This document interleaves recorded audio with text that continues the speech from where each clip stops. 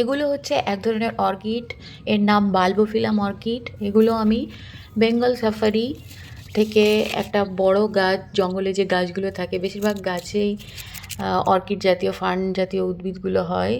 আর যে কোনো অর্কিডই পরজীবী প্রজাতির হয়। এগুলো যে কোনো বড় গাছে আশ্রয় নিয়ে বেঁচে থাকে। তো সেখানে জঙ্গলে প্রায় সবগুলো গাছেই আমি অর্কিড ফার্ন জাতীয় উদ্ভিদগুলো দেখলাম। তো আমি এরকম একটা গাছে থেকে এগুলো কালেক্ট করেছি। তো গাছের উপর যে শ্যাওলা জমে যায় এবং শ্যাওলার উপর এই অর্কিডগুলো হয়ে থাকে।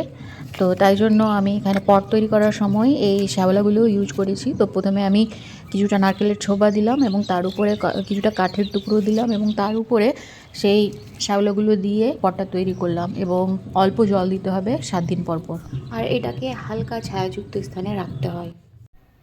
আর এগুলো এক ধরনের অর্কিড। এগুলো আমি আগের বছর ডুয়ার্স থেকে এনেছিলাম। তো আজকে এগুলো রিপোর্ট করে দিলাম।